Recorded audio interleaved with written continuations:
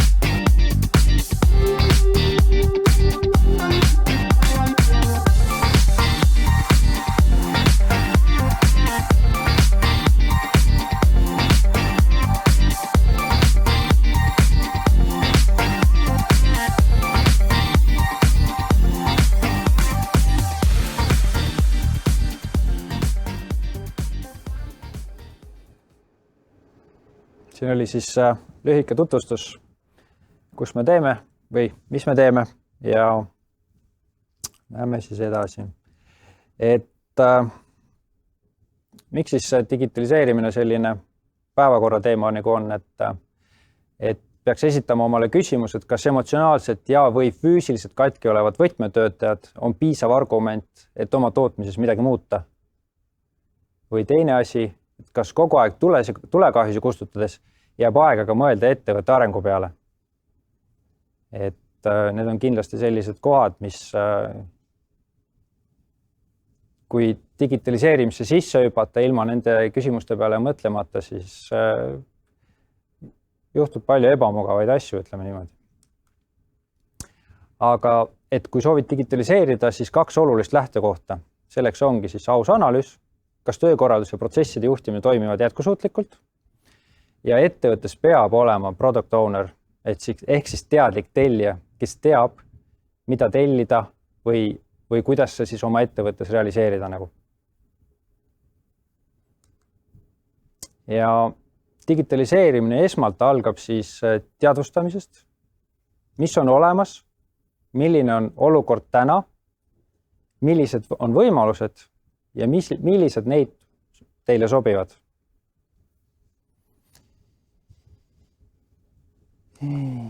Ja selline markantne näide küll, aga et kui soovid hobuselt minna traktorile üle, siis enamik investeeringuid jääbki tegemata, sest hobusega kündmine tundub hetkel odavam. Miks? Sest hobusega kaasnev infrastruktuur on oluliselt lihtsam, odavam kui traktoril.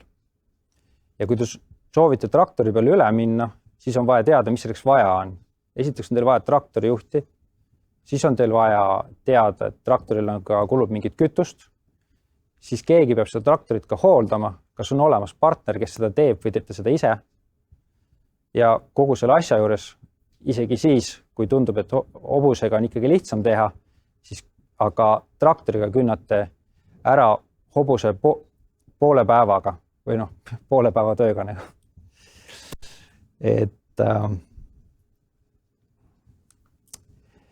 Ja enne kui alustada siis sellest digitaliseerimis edasiviimist või sellega tegelemist, siis võib-olla tulekski alustada sellest, et milline on minu ettevõtte ja tegevusala.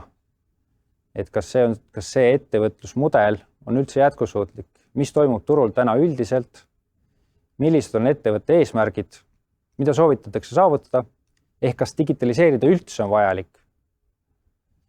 Ja milline on sinu teadlikkus tellijana? Hästi suur selline riskikoht on saan või tahan. Kui tahan digitaliseerida, kas olen valmis ka selleks tegelikult? Ja mis see digitaliseerimine iseenesest siis on? Et digitaliseerimine on siis võimendi ja see võimendab hetkeolukorda. Kas asud võimendama tulemuslikkust või hoopis segadust? Ja oma ettevõtte sees on võib-olla siis hästi selline oluline küsimus, et miks asjad täna toimivad? Kas tootmine on täna ka tegelikult rahuldavas olukorras? Kas juhtimine ja protsessid on ka tegelikult paigas? Või püsib tootmine ohjes tänu võimekatele ja kohusetundlikele töötajatele, kes teevad vajadusel ära mitme inimese töö?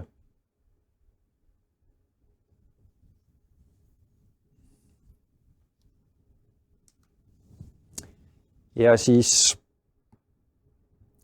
selleks, et digitaliseerimist alustada, tuleks ka vaadata, et milline on siis ettevõttel olemasolev infrastruktuur. Kas on olemas pädevad partnerid, kes aitavad neid asju teostada? Kas on olemas liidestatavad seadmed, millega digitaliseerida? Ja siis on järgmine etapp on see, et andmekogumine. Aga kas me kõigepealt oskame olemasolevad masinad ühekaupa targalt juhtida või püüame kohe kõiki korraga juhtida targalt?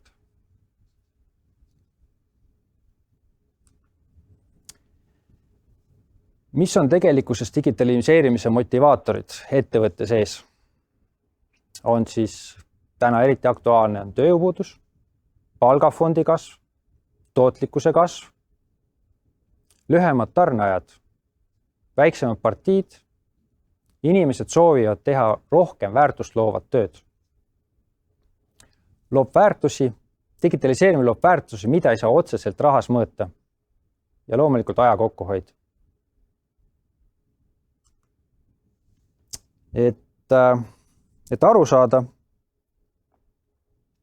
kas te digitaliseerimiseks olete valmis, siis mine praegult nüüd ja kohe ava lehekülg atmx.ee/tulevik. Täida küsimustik ja saa teada, kus te tegelikult hetkel olete. Ja kes seal peal tähelepanelikult vaatab, siis leiab üles ka mõned boonused selle lehe peal. Lisaks omalt poolt ma pakun praegult välja, et esimesele 3 küsimustiku täitajale teen ma 1,5-tunnise tasuta konsultatsiooni, et aidata teid teie digitaliseerimisprotsessis edasi. nii aga anname hetkel osalejatele natuke aega, et see kodulehe link üles leida. Ma ise samal ajal vaatan, kuidas meie digitaliseerimine töötab ja palju meil sinna peale hetkel kasutajaid tuleb.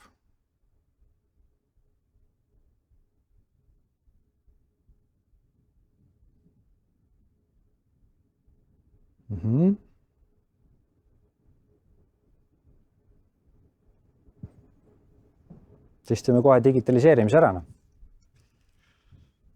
Nii, hakkab tulema. Hetkel on inimesi Tartu kandist.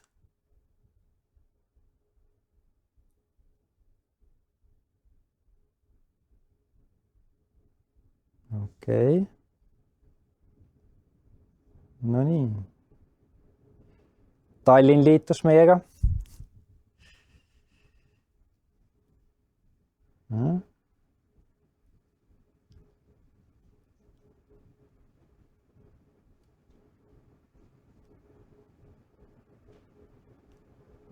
Huvitav on see, et kõik on arvuti kasutajad, kellelgi ei ole mobiili pealt.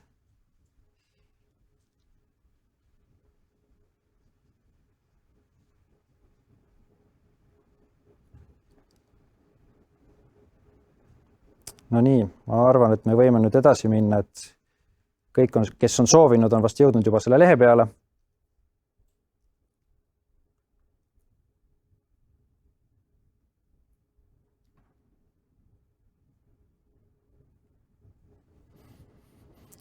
Nii, lähme siis edasi. Digitaliseerimise jaoks vajalikud eeltööd. Kõigepealt tehke paus oma igapäevatöös, vaadake tervikpilti ettevõttel ja strateegiat. Kas see on jätkusuutlik? Võib-olla peab midagi muutma, et kui te soovite enne digitaliseerimist alustada. Vältige tegevusahnust, alusta planeerimisest. Maja hakatakse ehitama ka alles lähteülesande järgi, millest tehakse projekt ja siis hakatakse vundamenti ehitama. Et ärme jätta neid samme vahele. Hiljem läheb väga kulukaks. Telli omale digitaliseerimise teekaart, mis on soovitavalt väliskonsultandid, sellepärast, et väliskonsultant saab vaadata seda asja hoopis teise nurga alt kui majasisesed inimesed, mis kõik, kes on juba harjunud maja sees oma asju toimetama, need ei panegi tähele võib-olla mingid selliseid kitsaskohti, uusi võimalusi, tähelepanekuid. Üks suur selline keeruline koht võib-olla või mis ära unustatakse, et kui arvatakse, et piisab ainult rahalistest vahendite eraldamisest digitaliseerimise jaoks, siis tegelikult see pole kõik, et ka majasisene inimressursi arvestust ja inimestele aja tekitamine, et nad saaks digitaliseerimisega tegeleda, on hästi oluline. Ühtne meeskond. Kas töötab meeskond kaasa või vastu? Palju kordi, miks ebaõnnestuvad digitaliseerimisprojektid on see, et meeskond ei võta seda protsessi omaks. Ja ei võta omaks sellepärast, et see ei tee nende arusaama järgi, ei tee see nende tööd kergemaks, vaid teeb just raskemaks. Jah, kui seda digitaliseerimisprotsessi nagu sisse töötada, siis algul võib-olla tekivadki lisakohustused, mis tegelikult peaks digitaliseerimisega hiljem ära kukkuma pealt. Keskendu oma tugevustele. Mis on ettevõtte põhitegevus? Kas selle ettevõtte põhitegevus on toota midagi või siis tegeleda igapäevaselt digitaliseerimisega? Tegevuste ja ajakaardistus, mida saaks optimeerida? Kas on tegevusi inimestel, mida nad tegelikult ei peaks tegema, vaid neid tehakse sellepärast, et neid on kogu aeg niimoodi tehtud? Eeltöö ja alusinfo kogumine. Selleks saab kindlasti olla abiks majaväline partner.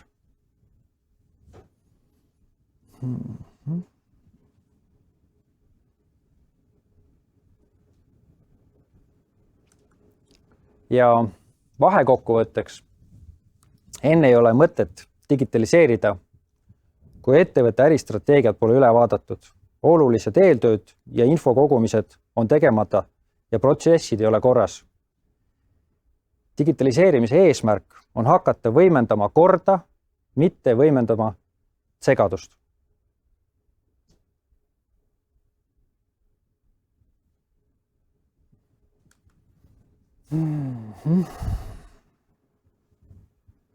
Ja millele siis tuleks pöörata tähelepanu ettevõtte sees?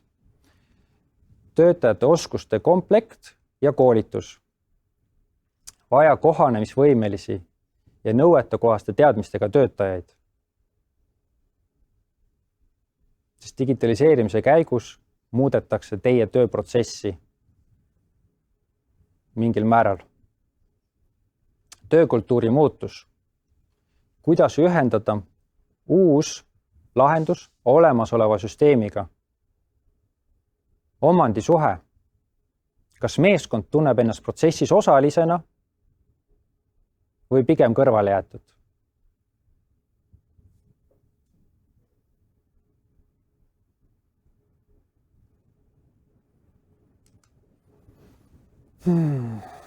Muutuste juhtimine ongi ebamugav. See vist on meil kõigile. Aga selle muutuste siis ebameeldivust võimendavad teatud nüansid, võib nii öelda. Kärsitus omaniku või juhi poolt, et kiiresti on vaja mingid asjad ära lahendada. Kitsas vaade, suur pilt ja detailid. Kas suur pilt läheb kokku nende tegevustega, mida te soovite teha? Kasvamine väiksest suuremaks. Siin on see koht, et ettevõte kasvab, samas töömeetodid jäävad samaks. Ja siis üks hetk see kõik kompenseeritakse töötajate vaimse tervise arvelt, et need asjad tehtud saaks. Dissidentlus, hirmud ja kahtlused. Kas töötajad on piisavalt teavitatud, et digitaliseerimine on abivahend, mitte nende konkurent? Vahekokkuvõtted ja olukorra ümberhindamine. Kui te alustate digitaliseerimist, siis te saate mingitest protsessidest palju teadlikumaks ja võib juhtuda olukord, kus te näete, et teie siiamaani tehtud digitaliseerimisprotsess on tegelikult vaja maha kanda, sest te nüüd olete palju teadlikum tellija. See tähendab see sunk cost, et maha kandmine. Kas on julgus ettevõttes öelda, et jah, see protsess ei toeta meid enam, me oleme teadlikumad tellijad ja lahendame selle asja nüüd teistmoodi.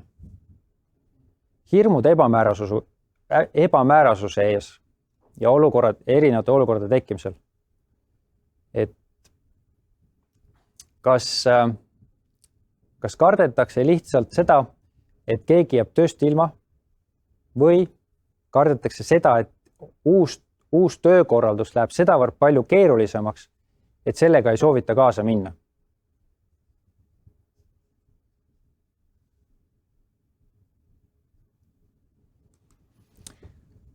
Ja selleks, et digitaliseerimine läheks lihtsamalt, toome mõned näpunäited, mida on oluline vaadata, kui kaasata näiteks digitaliseerimisel partner. Ja selle partneril võiks olla siis asjakohane kogemus, milliseid sarnaseid töid on ta varem teinud. Kas partner oskab vaadata suur pilt ja detailid? Kas ta oskab näha neid mõlemaid korraga?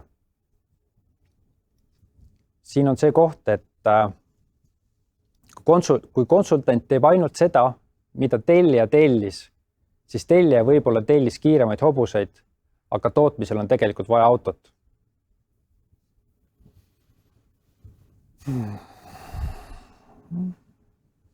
Ja konsultant on ka inimene. Kas suhtlus klapib ja inimene meeldib?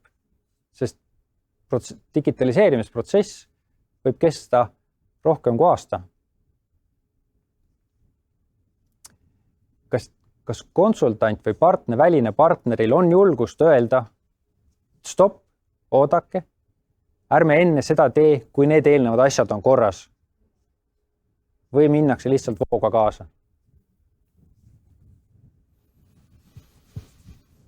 Ja kas väline konsultant ja partner aitab ainult teoreetilise teadmistega või on temas ka praktiline abi asjade juurutamisel? See on hästi oluline enne ära küsida, et mis poolega saab abis olla.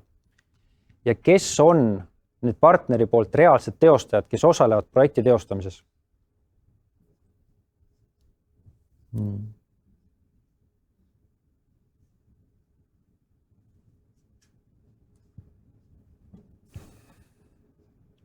Ja vaatame korra otsa siis, milliseid vigu tehakse väikeste ja keskmiste suurustega ettevõtetel.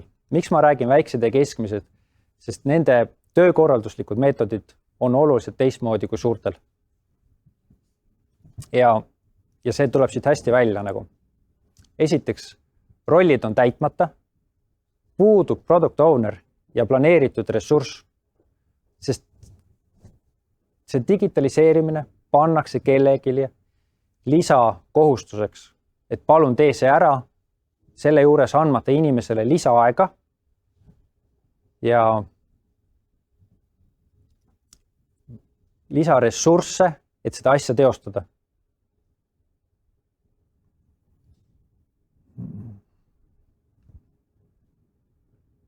Ja selle tõttu juhtub see, et kohusetundlikud inimesed mattuvad veel rohkem töö alla, kui nad juba enne olid. Ja päeva lõpuks võivad koost laguneda. Või veel enam lahkuvad töölt, sest nad ei suuda oma tööd hästi teha ja nad ei ole sellega rahul. Digitaliseerimist väärkoheldatakse.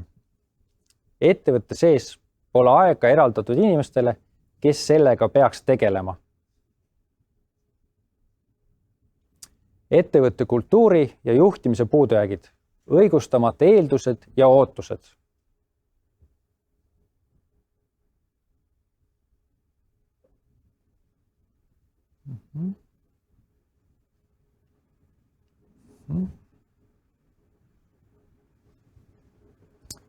No nii.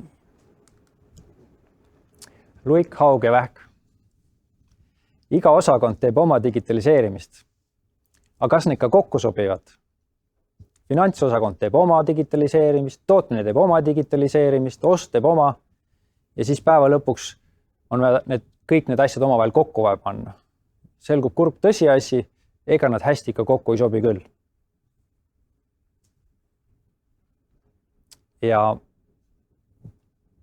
siis hakatakse selle üle kauplema, et kelle digitaliseerimisprotsess on kõige olulisem, et kelle oma jääb alles ja kelle omad tulevad maha kanda. Selle asemel vaadata ühtset tervikut pilti kohe alguses ja koos.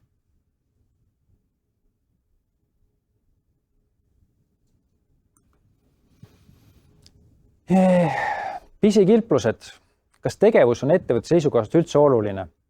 Mis see tähendab siis seda, et jah, mingis kohas king pigistab, see on kellegile väga oluline probleem, see ei ole ettevõtte jätkusuutlikkuse seisukoha pealt tegelikult oluline, sest et poole aasta või aasta pärast see asi jäetakse protsessist välja.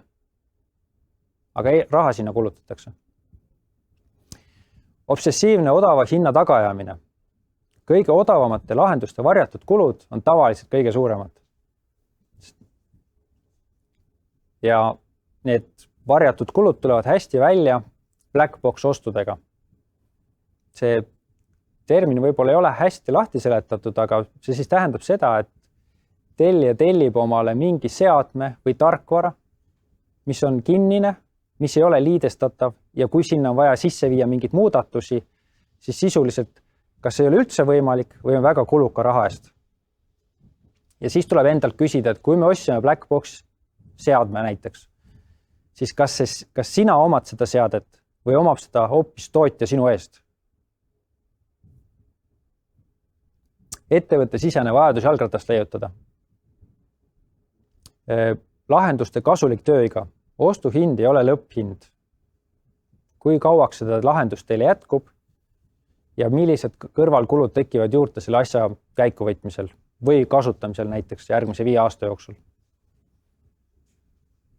Liidestatavus. Kas seade on üldse liidestatav?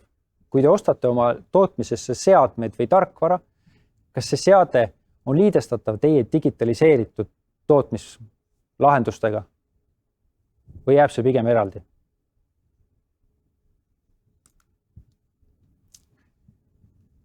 Planeerige digitaliseerimiseks lisaressurss ja vajadusel lisatöökohad. Pöörake tähelepanu varjatud ülesannetele, mis kohe välja ei paista. Selgitage töötajatele, et digitaliseerimine ei ole konkurent, vaid on töövahend. Juhi jaoks on peamine väljakutse, kuidas seda tulemuslikult selgeks teha. Ja mis kõige olulisem, ebaõnnestunud digitaliseerimisprojekti ainuke korduvkasutatav osa on meeskonna kogemus. Palun õppige sellest.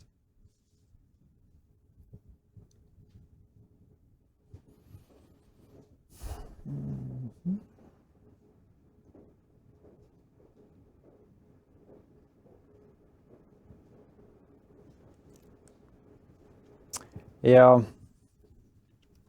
töötaja vaimset tervist ja positiivset panust töökeskkonda ei saa OE-ga mõõta. Et alati seda eelarvet ja raha taga ajades tuleb vaadata ka seda, kuidas töötajad terveks jäävad ja on hoitud.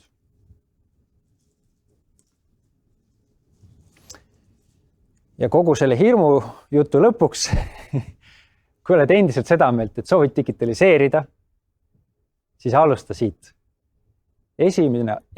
Enne alustamist tehke paus, kas äristrateegia kannab. Ettevõtte üldprotsessid, kas on kord või kaos. Tellija teadlikkus on vaja tekitada. Telli digitaliseerimise teekaart, kus ettevõte asub ja kuidas jätkata. Soovitavalt tellida siis seda maja väljast, mitte maja seest.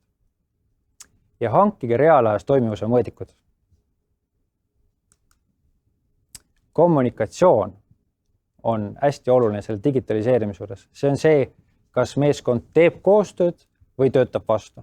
Parandage suhtlemist, meeskonnatööd ja reageerimisvõimet.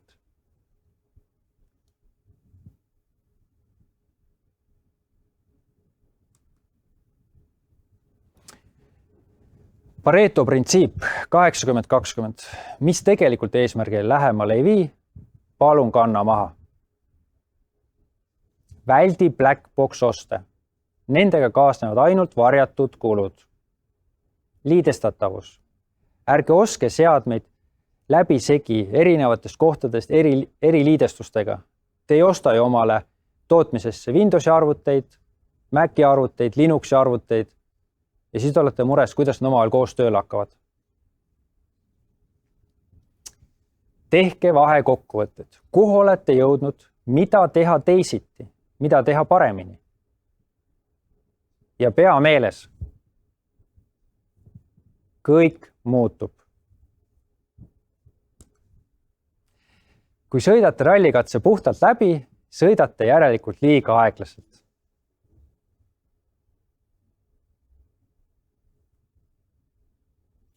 Selle juurde ma võin rääkida ühe loo, kus siis üks Eesti tööstusettevõte on tänaseks siis 3 korda oma tootmisjuhtimistarkvara maha kandnud. Ja mitte sellepärast, et nad eelnevalt oleks seda halvasti teinud, vaid sellepärast, et nad nüüd teavad, kuidas saab veel paremini teha.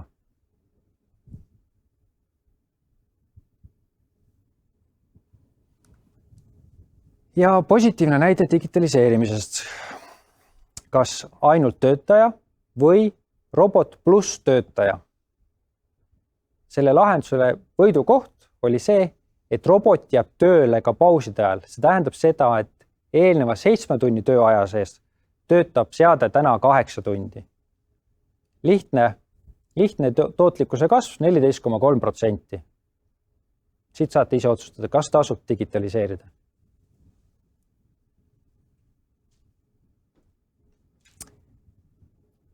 Et siiamaani oleme kogunud edulugusi klientidelt, kes on meie näpunäiteid tõsiselt võtnud ja loodame, et need võivad ka teile abiks olla.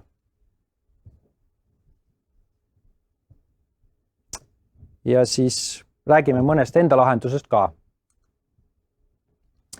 Et kui te jõudsite sinna atmx.ee/tulevik, siis seal on olemas 2 pakkumist.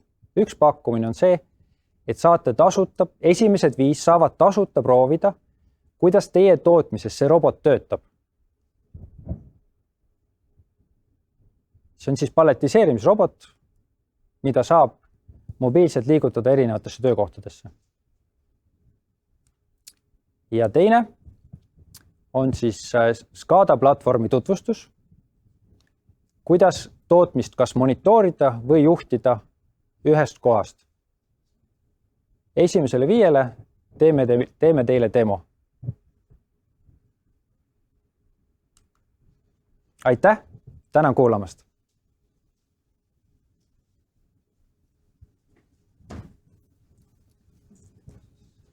Nii, väga meeldiv. Aitäh, meil on paar küsimust ka, millest inimesed on huvitunud, nad on siia meile saatud, ma kohe otsin siit keskkonnast üles, uuendan, vaatan, et ega ei ole viimasel hetkel veel mõnda saadetud. Oma digividinast vaatan digitaliseerimise küsimusi. Kõigepealt selline küsimus, et millised on tootmise digitaliseerimise toetusvõimalused? Ja teine osa küsimusest, kas Töötukassa saab samuti toetada? Jaa, selles mõttes, et just eile kuulsin teie loengut ja Töötukassa on vägagi seda poolt, et aitab inimestel, ka juba töötavatel inimestel tootmises saada täiendõpet digitaliseerimise osas. Ma ei oska neid protsente ja summasid kommenteerida, aga see oli eilses vestluses täitsa välja toodud, nii et see võimalus on olemas. Ja see esimese poole küsimust? See oligi see, et millised on tootmise digitaliseerimise toetusvõimalused? EAS, ideaalne koht, kus küsida omale näiteks teekaardi toetus. Väga mõistlik, väga lihtne ja kiire meetod seda kiiresti toetust siis saada. See on üks koht või need laiemalt ka veel, saab muust kohast ka veel küsida? Digitaliseerimise teekaart on hetkel minu teada üks koht siiski, et see on EAS-ilt. Okei, nii et EAS-i poole pöördudes, et saab uurida. Selge, siis on see, et kuidas valmistada töötajaid ettevõtte digitaliseerimiseks. Ja siis tuleb teine osa sellest küsimusest ka. See võib-olla ongi tegelikult kõige olulisem küsimus, see ettevalmistus töötajate osas, et see on siis see koht, kus kommunikatsioon inimestega, mida te plaanite teha, kuidas see toetab nende töid, mis on vaja muuta selleks, et inimeste töö läheks lihtsamaks. Võib-olla ma ütlen sellise markantse näite näiteks, et hiljuti siin just üks tootmine oli, kus siis inimene opereeris liini ja samal ajal pidi ka ta neid siis tooteid palletiseerima aluse peale. Ja ma just arvutasin üle, et see oli kuus, pidi see inimene tõstma, 2 vahetustöötas see seade, see ka rohkem kui 2 inimest, aga üks inimene ikkagi põhimõtteliselt tõstis siis kuskil 140 tonni kuus aluse peal kaupa, samal ajal opereerides ka seda liini. Nad olid väga motiveeritud, et see saaks lahendatud. Aga lihtsalt, et võib-olla algselt oleks tekkinud hirm, et okei, et aga äkki mu töökoht kaob ära, no ei kao ära, sest seda inimest on selle masinaga opereerima vaja igal juhul. Aga tema elu läks kordades lihtsamaks, sest samal ajal ta sai tegeleda masinaga ja ei pidanud kaupa laduma aluse peale. Väga tore. Selle küsimuse teine osa on see, et millised on peamised väljakutsed juhile digitaliseerimise puhul? Kommunikatsioon ja motiveerimine. Siis töötajate kommunikatsioon ja motiveerimine. Ja võib-olla veel see osa ka, et kus siis tegelikult suure pildi nägemine, kus te olete 3 või 5 aasta pärast, minimaalselt 3 aasta pärast. Sest kogu see digitaliseerimisprotsess on piisavalt pikk, et kui te täna seda plaani ei vaata, kus te olete 3 aasta pärast, siis aasta pärast te tuvastate olukorda, et te olete digitaliseerinud küll täiesti vales suunas. Nii et ei piisa ainuüksi digitaliseerimisest, tuleb veel õigesti digitaliseerida. Täpselt. No siin on nüüd siuke küsimus, et ma ei tea, viimane küsimus, kas see nüüd viis meid eelmisesse paneeldiskussiooni tagasi või mitte, aga kui ma selle küsimuse üle mõtlen, mul tekkis ka lisaküsimus, et miks robotid nii palju maksavad? Ma mõtlen, et see on ju hunnik rauda ja natukene elektroonikat seal sees, et see asi iseenesest ju nii palju ei maksa. Ma olen täiesti nõus sellega, aga see insenertund, mis on pandud sinna tarkvarasse ja see tegelikult maksab, see tarkvara maksab kõige rohkem selle asja. Mis on selle roboti võimekus? Sisuliselt on võimalik raua mõistes suhteliselt odavaid robotit kuskilt kokku hosta, aga kas see lahendab ära teie probleemi? Ma ei oska öelda. Et pigem on see tarkvara on see ja see on ka see, mille pealt siis nagu ma arvan, robotitootjad purjetavad nagu. Et kellel on parim tarkvara roboti juhtimiseks, tõenäoliselt see on see, kes võidab. Ja selle tarkvara taga või selle roboti taga on tegelikult suur hulk siis teadustööd. Täpselt. Ülikoolid, teadlased, kes iganes, mida me ei oska juba niimoodi pildist kokkugi panna. Robotitootja eesmärk on teha robot kasutuse mõttes võimalikult lihtsaks. Sest vastase juhul see, et kui te võtate Saksa autotööstus näiteks 40 aastat tagasi, siis mõelge palju siis läks insener vaja, et neid robote kasutusele võtta. Täna on ikkagi see sisuliselt kasutusele võtta või programmeerimise mõistes on see ikkagi 1 või 2 inimese töö mingisse protsessi. Loomulikult seal on eraldi on veel insenertunnid ja asjad, aga kui me räägime just tarkvaralisest poolest, siis see pigem on 1-2 inimese töö. Selge, väga meeldiv. Rohkem meil inimesed siin küsimusi esitanud ei ole. Kenno Varik, suur aitäh. Aitäh. Jah, ja soovin siis edu digitaliseerimisel. Väga meeldiv ja meie tõmbame ka siit otsad kokku, nimelt siis meie Töötukassa töö- ja karjäärimessi tööandjatele suunatud päev saab otsa. See oli meie viimane ettekanne. Kõik, kes te tahate uuesti neid asju üle vaadata, need mõne hetke pärast või mõne aja vältel pannakse siis Töötukassa lehel ja nende videoga YouTube'i kanalisse samamoodi ülesse. Nii et saate rahulikult selle asju üles järele vaadata, mis mõnel hetkel võib-olla 2 silma vahele jäid. Ja tööandjad võiksid ka samamoodi julgelt siis pöörduda Töötukassa poole karjäärinõustamises ja selles, et kuidas siis töötajatega, kuidas töötajaid leida, kuidas oma tööpõldu arendada ja laiendada. Ja siit poolt ei jäägi muud üle, kui öelda teile head päeva. Aitäh kõikidele, kes on ennast ühel või teisel või 3. kanali sisse loginud ja lülitanud. Aitäh küsimuste eest, et aktiivselt mõtlesite ja töötasite kaasa. Mina soovin teile igati head ja toredat päevasid Alexela loomelavalt ja kohtume siis juba töö juures.